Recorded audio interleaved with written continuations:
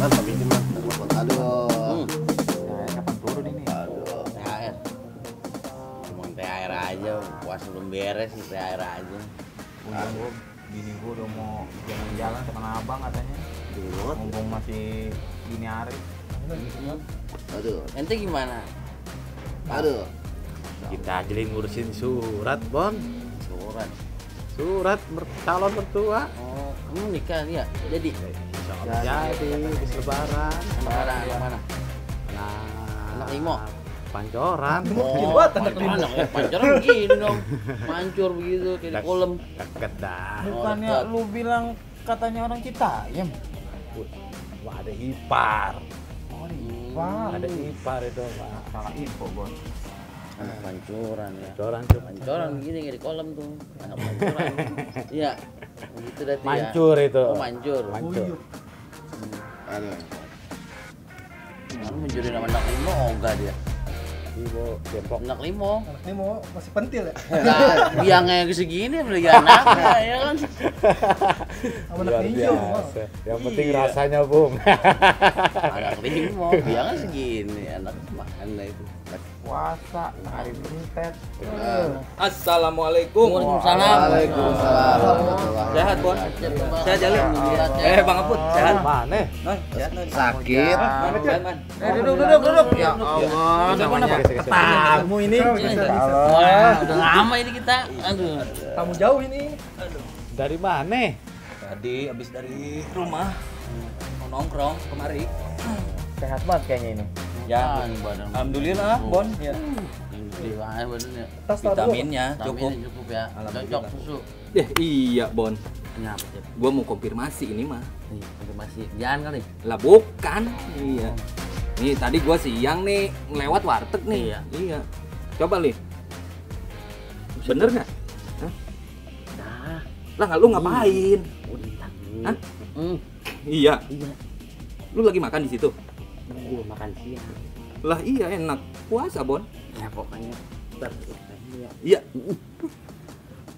Serius nih. Sana aja dulu. Apaan sih, Bon? Emang gimana ceritanya? Itu peristiwanya gimana? Mana Cep? Jadi gua ke kamar ya. Lihat bini gua ya kan. Aduh, pusing Cep. Ngeliat lagi rebahan ya kan. Aduh, mana pakai dasar doang. Ya udah, kalian gue tompok lagi. Nabrak mana-mana ya kan. Yang kepala gua dah. Amsyong, udah puasa dah, batal kali. Ya, Bon. Lu mah kambing aja lu serodok. Terus lu jadinya buka di warteg itu? Apa gimana ya?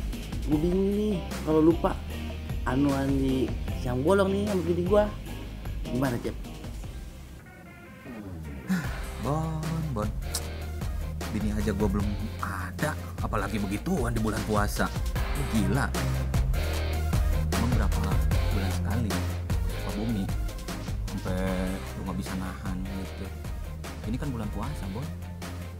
Ya sebulan sekali Cep balik.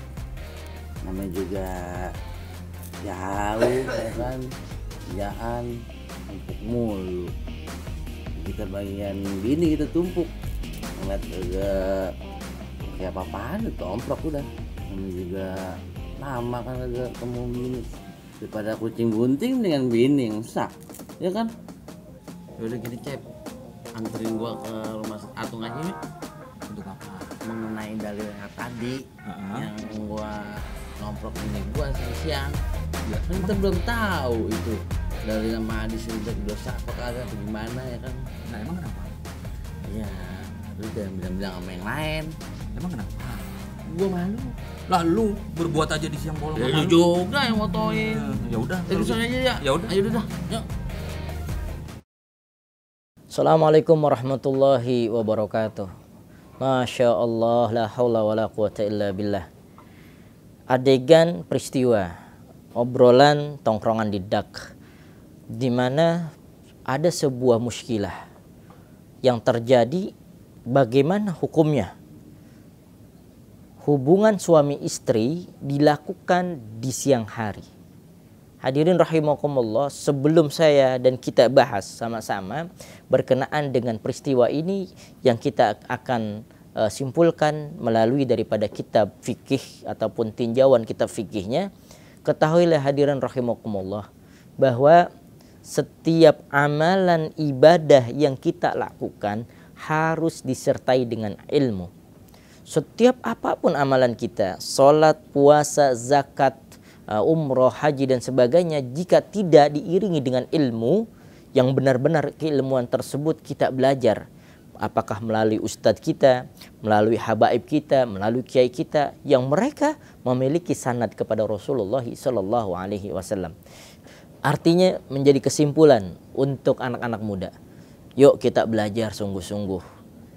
Setidaknya ilmu ataupun ibadah yang kita lakukan berdasarkan dengan ilmu dan kita ada tuntunannya melalui para ulama dan juga para guru-guru kita. Berkenaan dengan kasus ini cukup menarik. Hubungan badan di siang hari di bulan suci Ramadan. Dikatakan, "Waman wati'a fin naharin Ramadan 'amidan fil farji fa 'alaihi al-qada' wal kaffarah." Siapa orang yang ia melakukan hubungan badan di siang hari, suami istri di siang hari, hubungan badan pertama batal, jelas puasanya batal.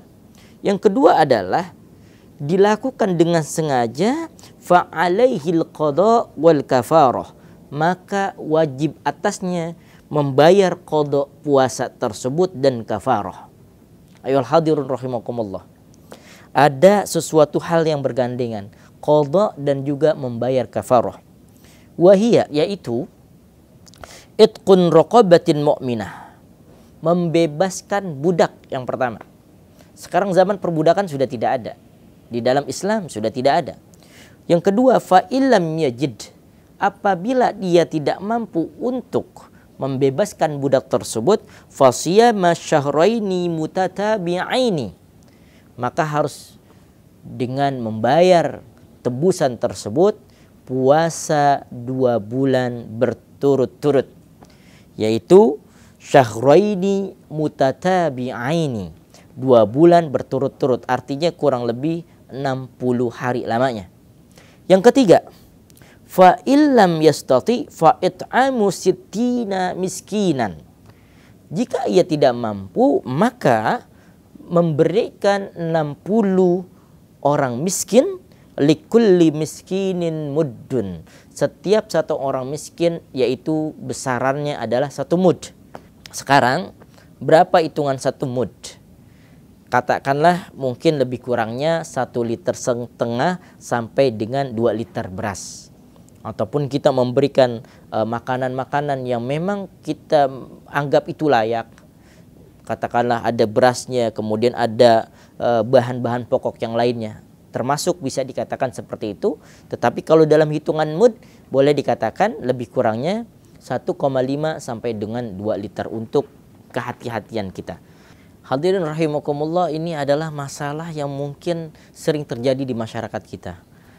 Terkadang kita orang muslim yang beragama Islam belum tahu bagaimana cara-cara berpuasa dengan baik berkenaan dengan hukum-hukum fikihnya. Seperti kasus yang tadi kita saksikan bersama, bahwasanya pernah terjadi di zaman Rasulullah Sallallahu Alaihi Wasallam. Di dalam kitab Sahihul Bukhari dan Muslim dikatakan bahwasanya an Abi Hurairah radhiyallahu anhu qol, sesungguhnya ada, dikatakan oleh Abu Hurairah, suatu ketika Abu Hurairah sedang berkumpul dengan Rasulullah Sallallahu Alaihi Wasallam. Kemudian ada seseorang laki-laki berkata, "Ya Rasulullah, halaktu." Rasul, celaka saya. Kata siapa? Kata orang yang datang menjumpai Rasulullah. Qala malak, apa yang membuat engkau celaka, yang membuat engkau terkadang katakan engkau merasa khawatir, engkau merasa dalam dirimu kesusahan? Qala waqatu ala imraati wa ana shaim. Aku dalam keadaan berpuasa dan aku mengadakan hubungan badan bersama istriku. Masya Allah. Ini kisah menarik di zaman Rasulullah pernah terjadi berkenaan dengan orang yang melakukan hubungan badan di siang hari. Wa fi riwayatin fi Ramadan. Di dalam riwayat lain bahwasanya ini terdapat di bulan suci Ramadan. Faqala Rasulullah SAW. Maka Rasulullah SAW berkata kepada orang tersebut, hal tajidu raqabatan ta'tiguha? Apakah engkau memiliki budak? Kemudian budak tersebut engkau bebaskan. Orang tersebut berkata, la, aku enggak punya budak wahai Rasulullah. Lalu Rasulullah SAW berkata kembali, fahal tastati an tasuma syahraini mutatabi'ain? Jika engkau tidak memiliki budak lalu engkau bebaskan, maka engkau harus berpuasa 2 bulan berturut-turut. Apa yang dikatakan oleh orang tersebut? Beliau katakan, la, kami tidak mampu wahai Rasulullah. Yang ketiga Rasulullah SAW katakan, fahal tajidu it'ama sittina miskinan? Apakah engkau mampu memberikan daripada makanan 60 orang untuk fakir miskin ataupun orang miskin tersebut? Orang tadi yang dia katakan, wahai Rasulullah, aku ini celaka, wahai Rasulullah, aku ini dalam keadaan yang tidak tahu, wahai Rasulullah, aku ini dalam keadaan yang mungkin yang tadi dikatakan kasusnya hampir sama.